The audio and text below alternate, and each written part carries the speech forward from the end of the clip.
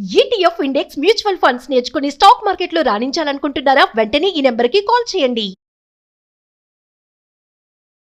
అమ్మ నమస్తే అమ్మ. నమస్తే. అమ్మ, మామూలుగా మనం హడావిడిలో టెన్షన్ లో లేకపోతే ఫోన్ మాట్లాడుకుంటూ చూసుకుంటూ ఫోన్ చూసుకుంటూ 2 సార్లు అనండి. ఫోన్ చూసుకుంటూ ఫోన్ మాట్లాడుతూ అయ్యే మనకి అవే ఎక్కువ. అలా ఏదైనా ఒక వస్తువును మర్చిపోయినాము అంటే ఒక అర్థం ఉంది.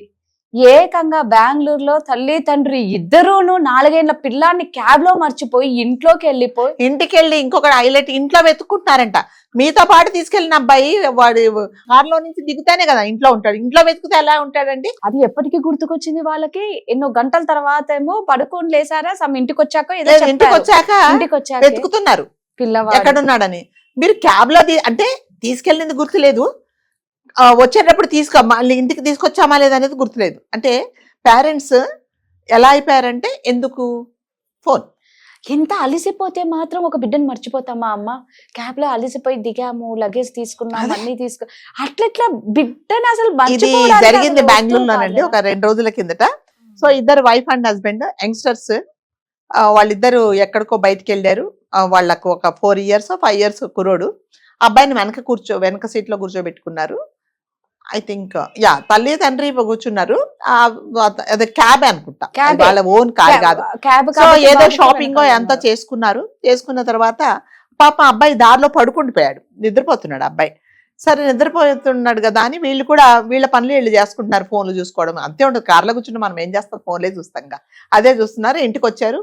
ఇంటికి డెస్టినేషన్ రాగానే వాళ్ళు అంటే షాపింగ్ చేసిన దింపేసుకున్నారు, ఇంటి లోపలికి వెళ్ళిపోయారు. కార్ డ్రైవర్ కూడా, కాకపోతే కార్ డ్రైవర్ వెనక ఒక అబ్బాయి ఉన్నాడు, పడుకున్నాడు అని అతనికి కూడా తెలియదండి, నోటీస్ చేయలేదు, వెళ్ళిపోయాడు. వీళ్ళు ఇంట్లోకి వెళ్ళి ఇదేంటి తర్వాత కాసేపు ఉన్న తర్వాత వెతుకుతే ఎక్కడున్నాడు లేడు. కంగారు పడిపోయి ఇంకా వెంటనే పోలీసు వాళ్ళకి ఫోన్ చేసి ఆ క్యాబ్ నెంబరు అవన్నీ చెప్తే పాపం ఆ డ్రైవర్ ఎవరో చాలా మంచివాడండి. అంటే ఎందుకు మంచివాడు అంటున్నానంటే ఈ కాలంలో ఎవరిని నమ్మడానికి లేదు. వరకంగా చంటి పిల్లలు కనిపిస్తే వాళ్ళని ఏ విధంగా వీళ్ళు పాడు చేస్తారో, ఏ విధంగా కాలు చేతులు తీసేసి కళ్ళు తీసేసి ఒక బొచ్చిచ్చేసి అడుక్కోమని చెప్తున్నారు, లేకపోతే వాడి ఆర్గన్స్ అన్ని తీసేసి ఇది చేస్తున్నారు. సో ఇలాంటి అకృత్యాలు జరుగుతుంటాయి, అరాచకాలు జరుగుతున్నాయి. అయినా కూడా ఆ రోజు పాపం లేచిన వేళ మంచిదైంది. ఆడు కుర్రోడు అంటే డ్రైవర్ చెప్పడం, అవునామా సార్ నాకు కూడా తెలియదు, చూడు నేను వెనక ఒక అబ్బాయి పడుకున్నాడు అంటే అప్పుడు చూశాడు, అవును సార్ పడుకొని నిద్రపోతున్నాడు, వెంటనే తీసుకొనిరా అని చెప్పేసి పోలీసు వాళ్ళు మళ్ళీ అతన్ని లైవ్ లొకేషన్, ఆ లొకేషన్ అంతా ట్రాక్ చేసి తీసుకొచ్చి అప్పగించి వీళ్ళకి కౌన్సిలింగ్ ఇచ్చారు.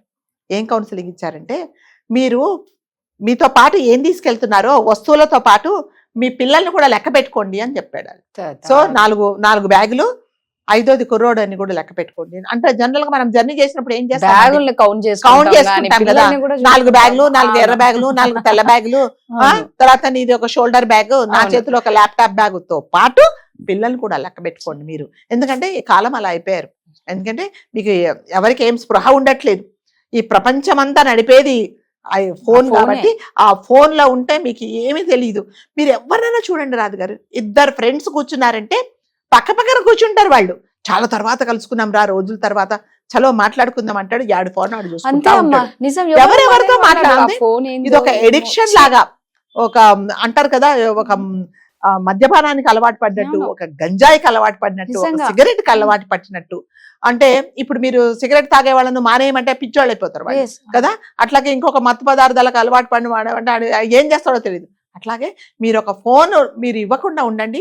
ఫోన్ లేకుండా మీరు నిన్న అనుకుంటా ఒక 1/2 hour యూట్యూబ్ పని చేయలేదండి. అవును, జనాలు పిచ్చోళ్ళు అయిపోయారు. నీకు పని చేస్తుందా, నీకు యూట్యూబ్ పని చేస్తుందా, నీకు యూట్యూబ్ అసలు ఏం చేయాలో అర్థం కావట్లేదు. అట్లాగే అంటే అంత అడిక్షన్ అయిపోయిందంటే ఫోన్ అంటే అలా అయింది. ఇప్పుడు వీళ్ళ విషయంలో జరిగింది కూడా అంతే. ఫోన్ చూసుకుంటూ కూర్చున్నారు, చక్కగా దిగిపోయారు. అంటే హస్బెండ్ తనతో పాటు తెచ్చాడని భార్యతో పాటు దిగాడని అట్లా అనుకున్నాను. తీరదు వాళ్ళ అదృష్టం బాగుండబట్టి సరిపోయింది. లేకపోతే నిజంగా ఇఫ్ ఎనీథింగ్ గోస్ రాంగ్, పాప మా అబ్బాయి ఏం చేస్తాడో, అమ్మ నాన్న దగ్గర ఉన్నాను కదా నన్ను కూడా తీసుకెళ్తారు నా వాళ్ళతో పాటు అనుకున్నాడు. కానీ నిజంగా అంటే మా అమ్మ వాళ్ళు ఇంత పిచ్చోళ్ళ ఫోన్లో నన్ను మర్చిపోతారని పాప మేల్కొని ఉండేవాడేమో పడుకోకుండా. అలా అంత టూ మచ్. అంటే వస్తువులు మర్చిపోవడం చూసాము, బ్యాగులు మర్చిపోవడం, ఫోన్లు మర్చిపోవడం చూసాము. కానీ పిల్లాడిని మర్చిపోయింది మాత్రం అసలు నాకు తెలిసి ఇదే అనుకుంటా ఫస్ట్ టైం. మొన్న కూడా ఒక చోట జరిగిందమ్మా ఇట్లే. ఆ అమ్మాయి ఆవిడ పార్క్ కి చిన్న బాబుని తీసుకెళ్ళింది. ఫోన్ మాట్లాడుతూ వీడియో ఏదో చేసుకుంటుందో, వీడియో కాల్లోనో ఫోన్ మాట్లాడుతుంది. బేబీని, ఇట్లా మంత్స్ బేబీని ఇంకా చేతిలో నుంచి పక్కన పెట్టి ఆ వంతుకు ఆముంది. వెనకాల నుంచి దొంగవాడు మంచిగా వచ్చి ఆ బిడ్డను తీసుకొని పోతే ఆ పార్క్ లో ఉన్న సెక్యూరిటీ చూసి పరిగెట్టుకుంటా వచ్చి ఎంత ప్రాకులా అన్నాడంటే ఆ బిడ్డను ఈ సెక్యూరిటీ తీసుకోనికి. హైలైట్ విషయం, అప్పటిదాకా వాళ్ళమ్మ చూడలే, తర్వాత ఆ సెక్యూరిటీ తెచ్చి రీజన్ ఏంటి? ఫోనే. మీకు ఆ ఫోను ఉంటే అసలు ఏం ప్రపంచంలో ఏమి ఇంతకంటే వేరేది ఏమి అక్కర్లేదండి. మనుషులు నేను బట్టలు వేసుకోవడం కూడా మర్చిపోతారేమో కొన్ని రోజుల తర్వాత, ఫోన్ ఉంటే చాలు. ఈ మధ్య ఎక్కువైపోయిందమ్మా పిల్లల్ని మర్చిపోవడం, పిల్లల్ని వదిలేయడము. రోడ్డు నడిచేటప్పుడు కూడా ఫోన్ మాట్లాడుతూ ఆ పిల్లలు ఎటో ఉంటారు, వీళ్ళు ఎటో ఉంటారు. పెద్ద పెద్ద మాల్స్ కి వెళ్తారా, ఆ లోపలికి దూరిపోతారు పాపం, వాళ్ళు ఎస్కలేటర్ ఎక్కుతారు, లేకపోతే ఇంకొక చోటికి ఎక్కడ వాళ్ళు పిలుస్తుంటాడు అమ్మ అమ్మ అంటుంటాడు, వీళ్ళు ఎక్కడ ఉంటారో తెలియదు. అంటే ఒక కాస్త స్పృహ అనేది ఉండాలండి. మనము పిల్లల్ని తెచ్చుకున్నాం కదా, మరి మనతో పాటు ఉన్నారా లేదా ఫోన్ చూసుకోండి కంపల్సరీగా. అప్పుడు చూసుకోవాలి తప్పితే ఎప్పుడు అదే కాదండి. వాష్రూమ్ లలో కూడా ఫోన్లు తీసుకెళ్తున్నారండి. అది ఎంత పెద్ద మీరు వాష్రూమ్ లోకి ఏ పని మీద వెళ్తారు, ఆ పని చేసుకోకుండా చూసుకుంటారు. అసలు ఇది వరకు వాష్రూమ్ అంటే బాబాయ్ తప్పదురా బాబాయ్ ఈ కర్మ 2 నిమిషాలు కూర్చొని రావాలని ఉండేది. ఇప్పుడు ఏంటంటే అది ఒక రెస్ట్ ప్లేస్. నాకు మీటింగ్ ఉంది అని వాడు వాష్రూమ్ లోకి వెళ్ళిపోతున్నాడు ల్యాప్టాప్లు తీసుకొని. ఎంతెంత సేపు ఉంటారంటే బయటికి రారు. ఆడు ఏం చేస్తాడో తెలియదు, ఉన్నాడో పోయాడో కూడా తెలియదు. మీటింగ్లు వాష్రూమ్ లో కూర్చొని కూడా మీటింగ్లు కండక్ట్ చేస్తున్నారు, వాష్రూమ్ లో కూర్చొని కూడా వాట్సాప్ లో మెసేజ్లు చూసుకుంటున్నారు, ఇచ్చుకుంటున్నారు. అంటే ఈ ప్రపంచం అంతా ఫోన్ తోనే. ఇప్పుడు ఈ జరిగిన అదేంటి ఇది కూడా, ఈ సంఘటన కూడా బికాస్ ఆఫ్ ఫోనే. కాబట్టి ఏదైనా సరే ఎంత వాడాలో అంత వాడుకుంటే మనకు మంచిది. ఆ రోజు వాళ్ళ తల్లిదండ్రుల అదృష్టం బాగుండబట్టి సరిపోయింది. వాడు నిజంగా ఏ టెర్రరిస్టో లేకపోతే ఏ అంటే యాంటీ యాక్టివిటీ చేసేవాడా ఇంటే ఆ కుర్రోడు బతికేవాడా? మరి మీ అబ్బాయి మీ దగ్గరికి వచ్చేవాడా? వెంటనే రియలైజ్ అయ్యి కాబట్టి పోలీసు వాళ్ళకు ఫోన్ చేయబట్టి వాళ్ళు ఏదో ట్రాక్ చేశారు, లేకపోతే.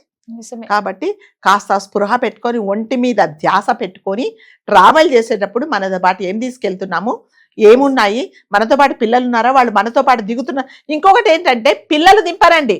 నేను చాలా మంది క్యాబ్లు కార్లలో ఉంటారు కదా, ఫస్ట్ వాళ్ళు దిగిపోతారు. వాళ్ళు దిగిపోయి పిల్లల తర్వాత ఫస్ట్ పిల్లల్ని దింపి ఎవరన్నా పెద్దవాళ్ళు దిగి పిల్లవాడి చేతులు పట్టుకోవడమో లేకపోతే ఎత్తుకోవడమో చేయాలి. ఫస్ట్ వాళ్ళు దిగిపోయి మొత్తం అంతా సెట్ చేసుకున్న తర్వాత పిల్లోని తీసుకుంటారు. వాడు నన్ను దింపు, వాడికి భయం, నన్ను తీసుకెళ్తారా లేదా, వీళ్ళు కారు వెళ్ళిపోతుంది అమ్మా నన్ను దింపు అంటారు. ఏంటంటే మళ్ళీ ఫోన్. ఇప్పుడు ఫోన్ వస్తుంది రాదు గారు, సపోజ్ నేను మీకు ఫోన్ చేస్తా, మీరేమంటారమ్మా నేను షూట్ లో ఉన్నా మళ్ళీ చేస్తాను అని చెప్తే నాకు తెలుస్తుంది. మీరు మాట్లాడుతుంటే నేనేమనుకుంటానంటే మీరు ఫ్రీగా ఉన్నారనుకుంటా. కాబట్టి ఎవరికి బాధ్యత? మీదే బాధ్యత కదా.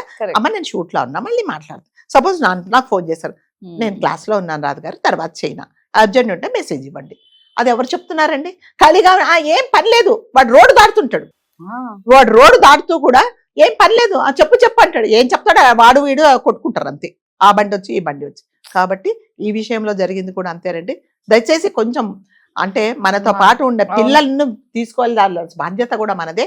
కాబట్టి జాగ్రత్తగా ఉండమనే కోరుకుంటున్నాను. నిజంగా కంటి ముందు ఫోన్ కాదు, కంటికి రెప్పలా మన పిల్లల్ని కాపాడుకోవాలి. అదృష్టం బాగుంది కానీ ఇలా చాలా మంది తల్లులు ఈ మధ్యకాలంలో ఎక్కువ చేస్తున్నారు. కొంచెం జాగ్రత్తగా ఉండండి అమ్మా. Thank you.